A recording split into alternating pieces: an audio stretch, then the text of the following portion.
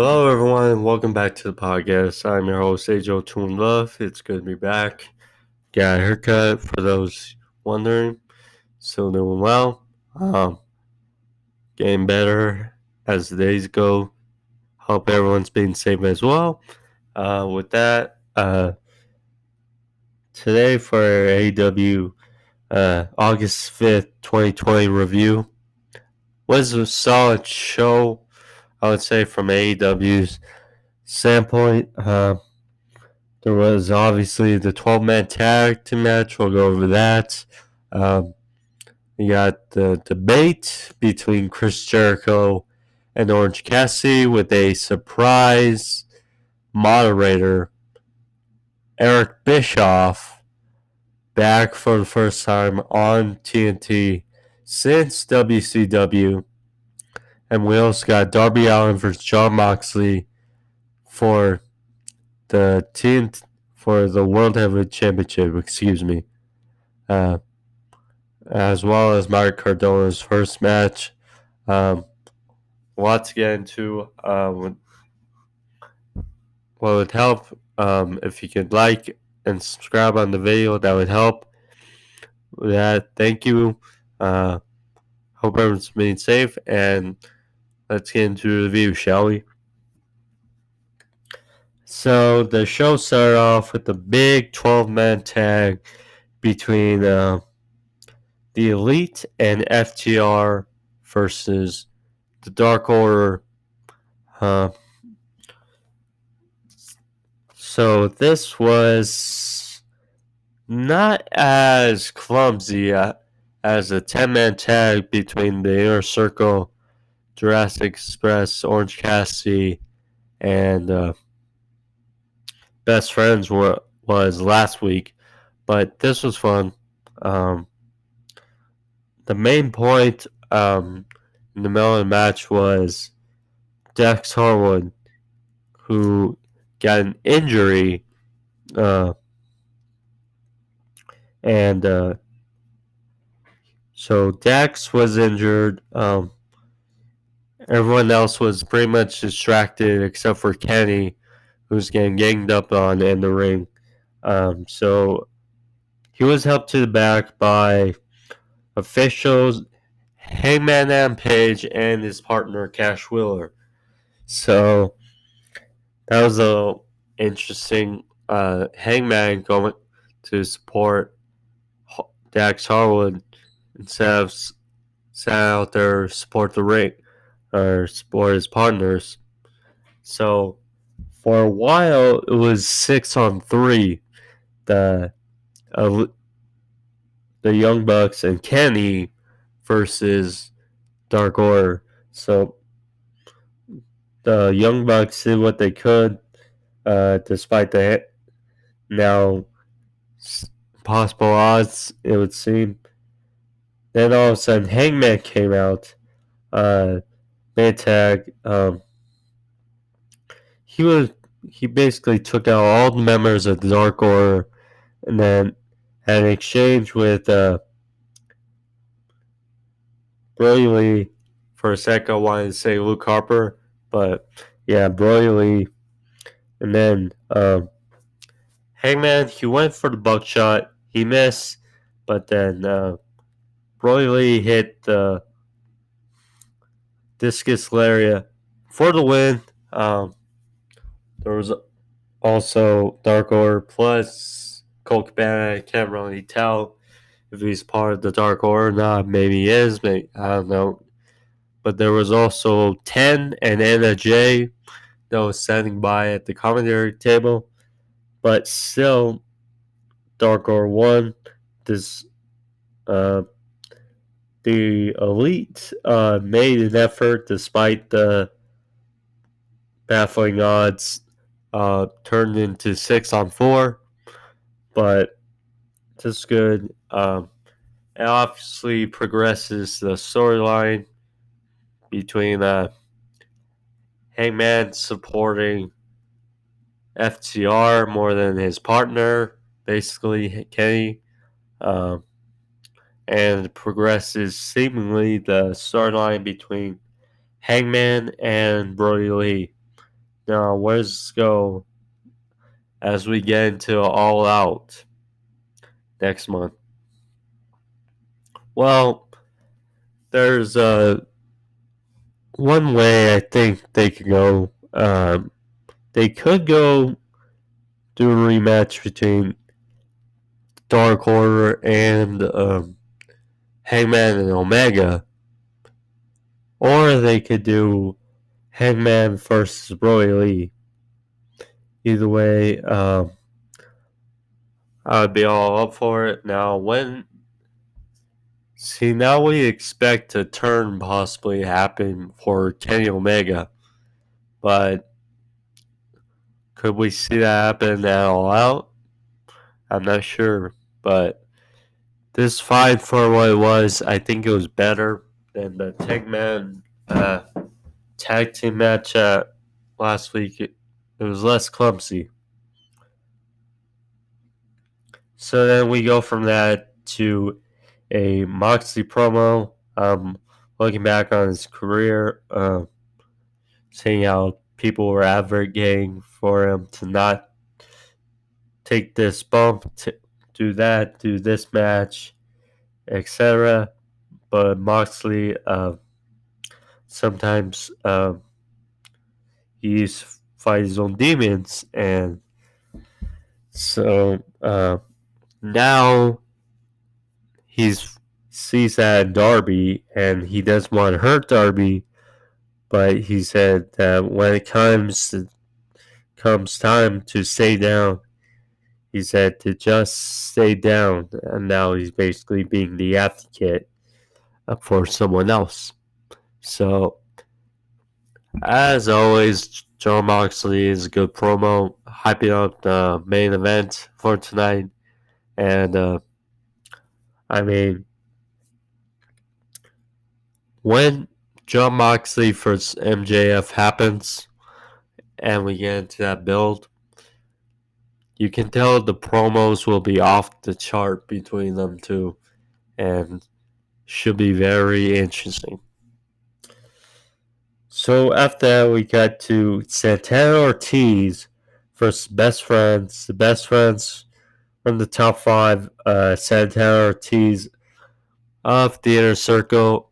For them to not be in the top 5, that shows you how deep the tag team division really is. So, a little prior in the show, the Best Friends part, Trent's mom's van outside by the production trucks. So you kind of had a feeling this was coming into play. So this match was pretty solid. There was a long dart kind of cutter by Best Friends. At the end, they were exchanging. And then while Santana Ortiz were going for the street sweeper, Trent countered and rolled up Ortiz for the win. Best Friends on a roll. Santana Ortiz still are really good. I suppose I would love to see Santana Ortiz get a title shot in the future. I just with the stacked tag team division, it's kind of hard to know whose time it is right now, and right now it's not really Santana Ortiz's time, but was a good match. Another win for the Best Friends. Next, we had MJF go behind the scenes of his campaign module with his, you could say, representatives or his bodyguards doing his campaign work. And that lady from last week that was giving him directions while he while he was doing his campaign. She was trying to tell him something, and then he said, "Honey, don't smile, smile, or don't say anything at all." And then she was like smiling reluctantly and gave him whatever directions he needed. And then Lee Johnson, who was another person on the campaign work, there was a poster of MJF um, up on the wall, and MJF was upset at Lee because it was crooked. MJF is just hilarious. He's your future AEW World Heavyweight Champion, but that was funny. Yeah, did what I need to do. So next up after that, we had Matt Hardy segment.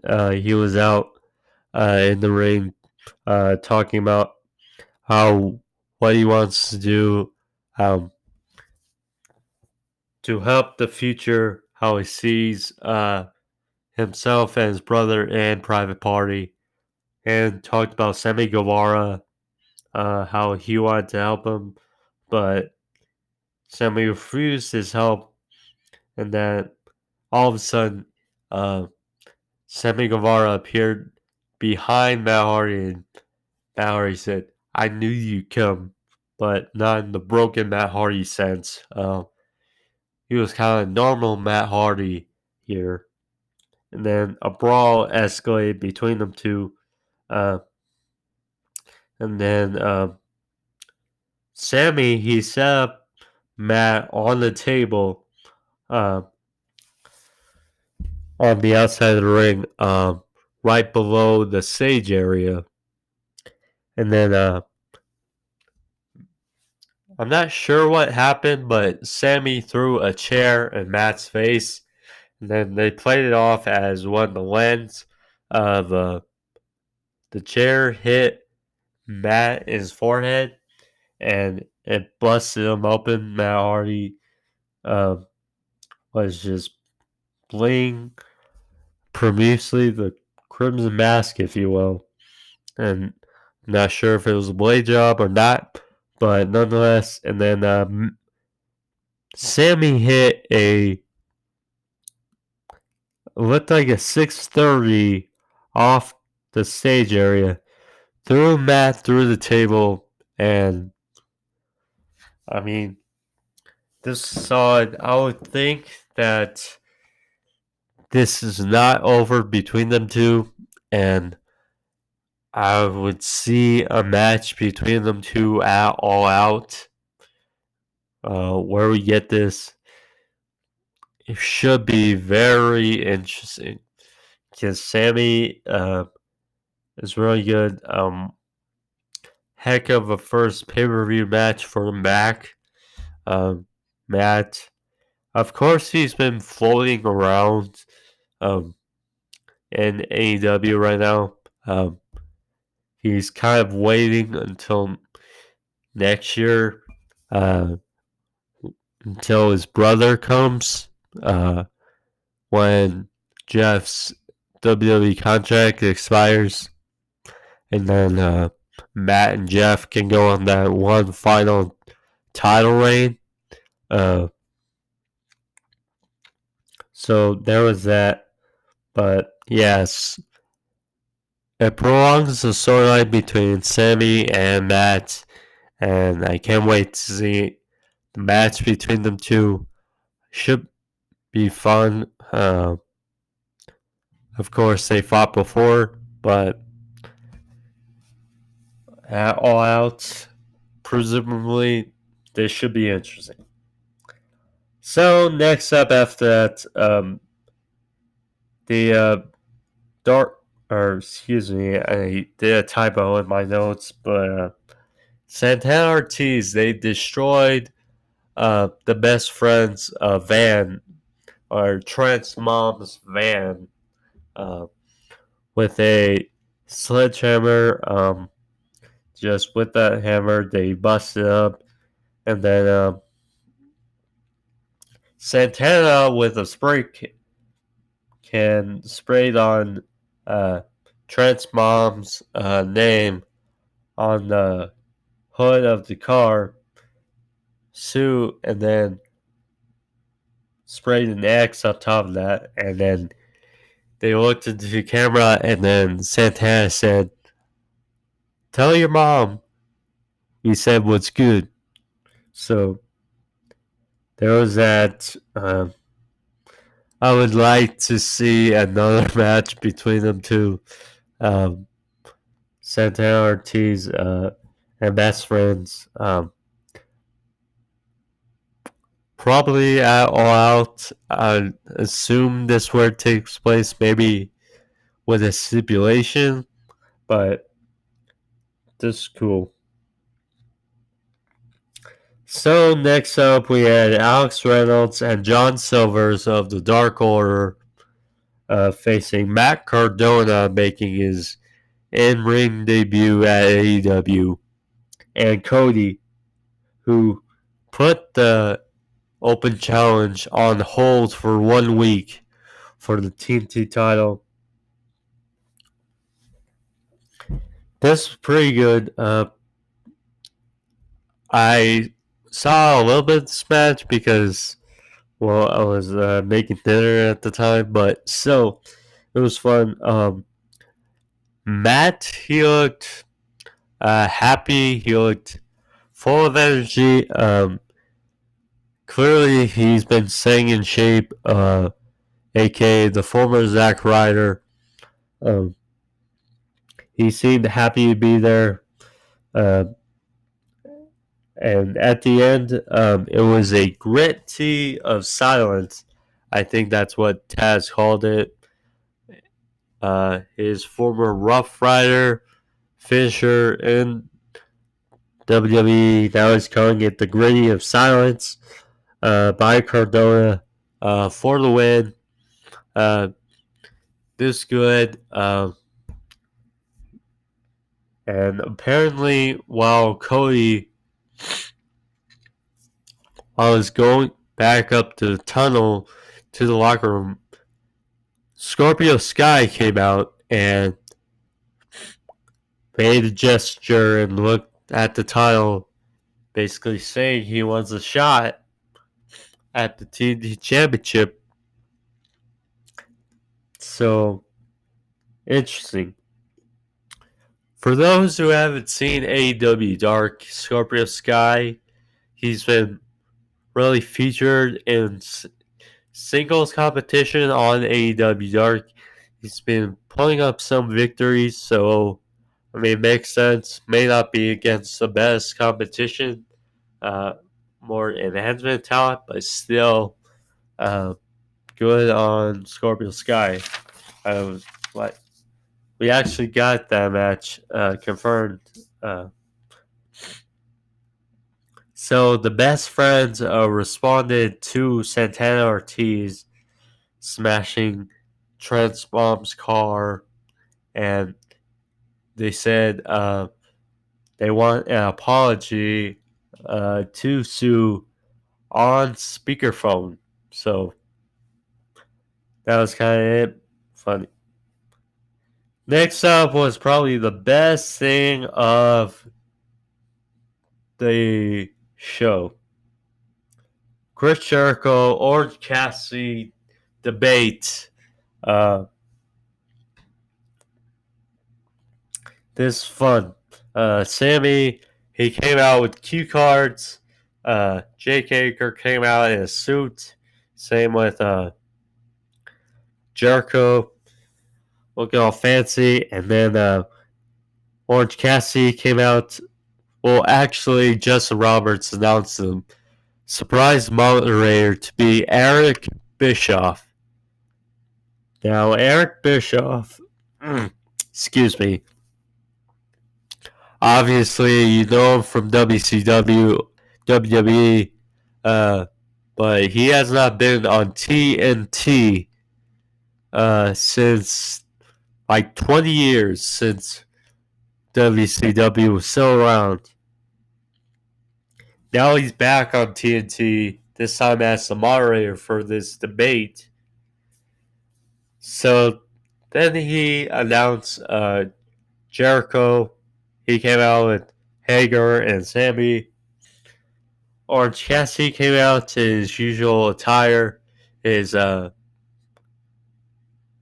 jacket, his denim pants, his usual shirt, and then Jericho criticized him for not dressing up for the occasion, and Orange Cassidy came out with it, or pulled a black tie out of his pocket, put it on.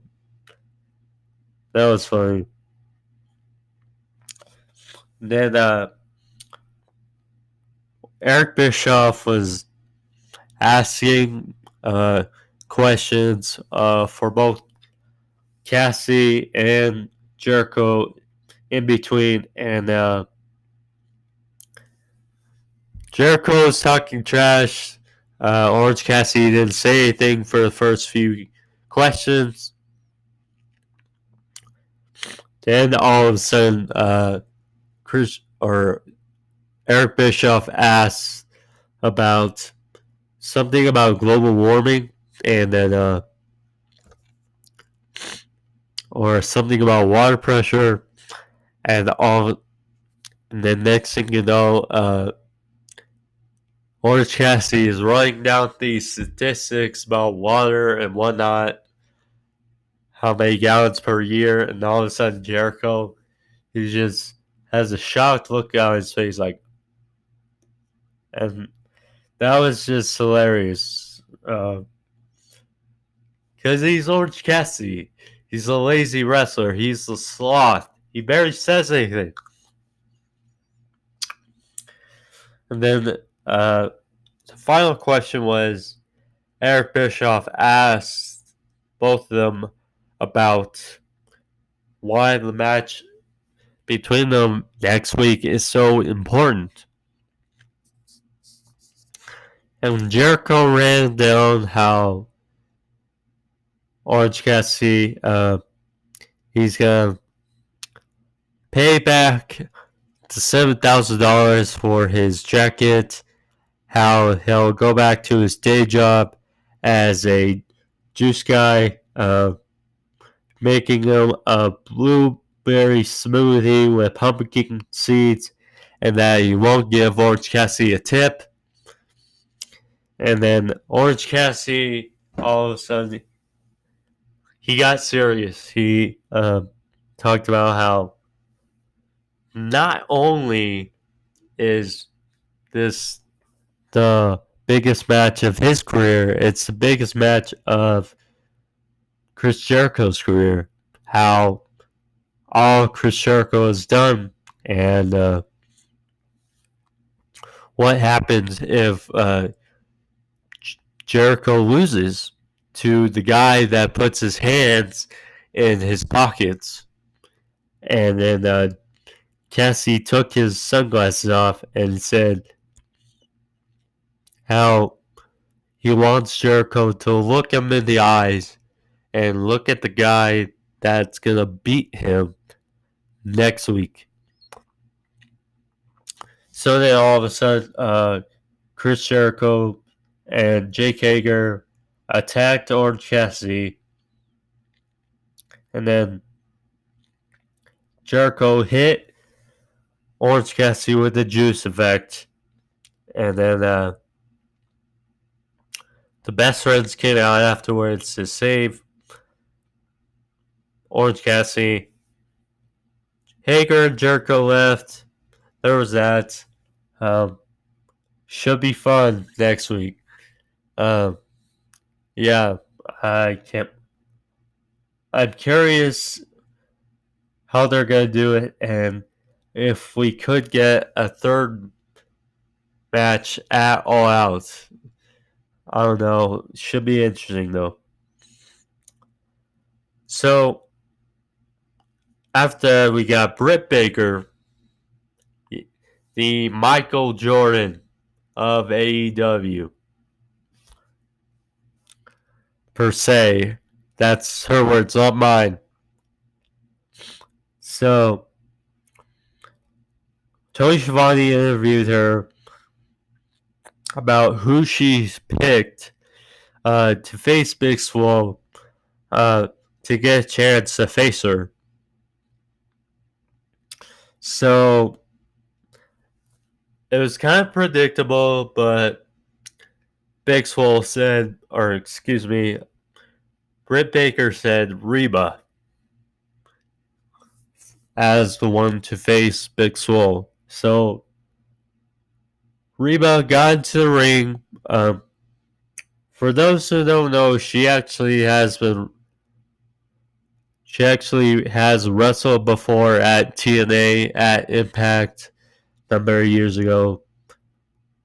Ross actually said she's a former Dallas Cowboys cheerleader. So there was that.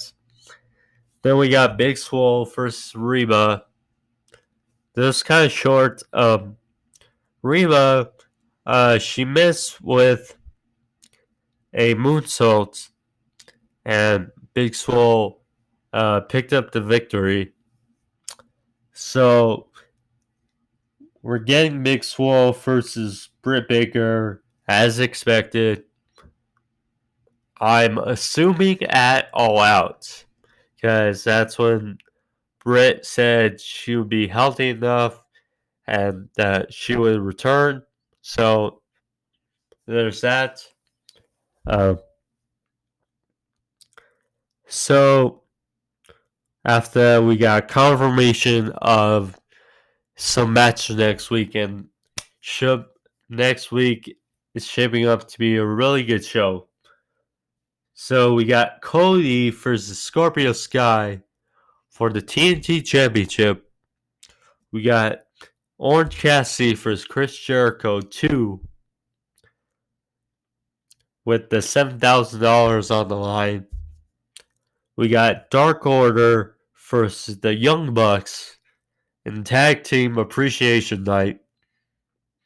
We got Kenny Omega and Hangman Adam Page versus Jurassic Express.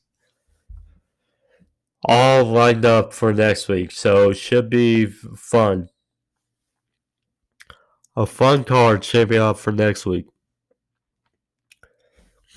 So after that was the main event: Darby Allin versus Jon Moxley for the World Heavyweight Championship. Oh yeah, one thing to mention: Brian Cage and Ricky Starks were both banned from ringside, or banned from the arena. So you kind of knew that MJF was going to get involved. And Excalibur once again was there.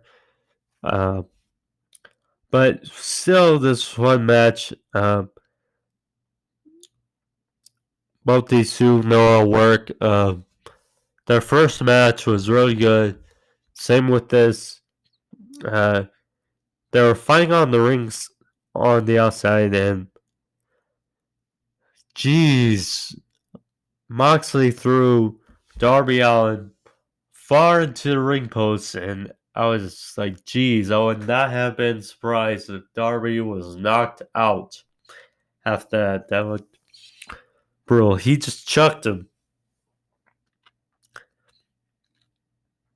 So then after that, after the break, Darby had Tope Suicida and kind of just threw all his weight back first into Moxley. He had Code Red for a 2 count. Moxley, this is odd. I'm not sure if this is actually supposed to happen, but Moxley, he hit a top rope German suplex, or I think it looked like Darby rolled through and was about to land on his feet, but He did not. They might have miscalculated it. I'm not sure. But still cool spot. And then all of a sudden, Wardlow comes out and distracts the referee. And then behind the referee's back, MJF takes the world title and bashes it into Jon Moxley. And then Darby Allin, unbeknownst to what MJF did, he goes up top, hits the coffin drop for a 2 count. And then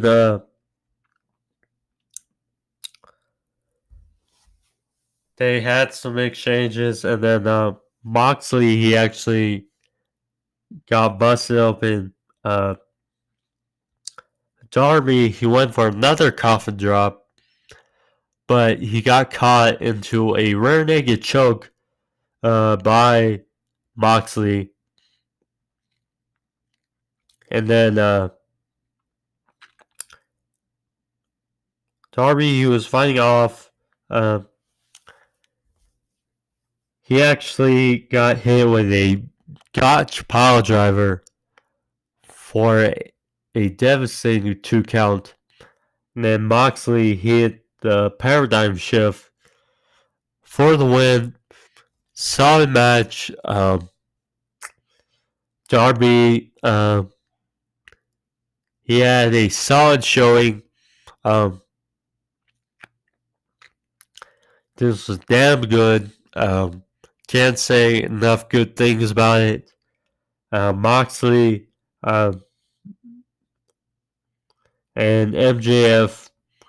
The belt starts next week and should be fun. What does Moxley say to MJF in regards to All Out? I'm not sure, but should be very interesting. Darby, no shame in losing. I could absolutely see this match happen again, and I can absolutely see Darby Allin as future World Heavyweight Champion. That's my opinion. Some may differ. Nonetheless, I can't wait to see MJF versus Moxley at All Out, and we'll see. Of course, we got confirmation about, well, not really confirmation, but assuming we're going to get Britt Baker versus Big Swole, that's that. And of course, next week we got another TNT title match between Cody and Scorpio Sky. Again, we got Jericho for Sword Cassidy 2, Dark Order for Young Bucks, Omega, and Hangman for Jurassic Express. A lot to go over for next week. Next week should be fun. But that was the show for all of you. Hope you guys enjoyed it. I'll be back tomorrow for my NXT review. Like I said, if you're new, like and subscribe. Thank you all for tuning in, and I'll be back for tomorrow.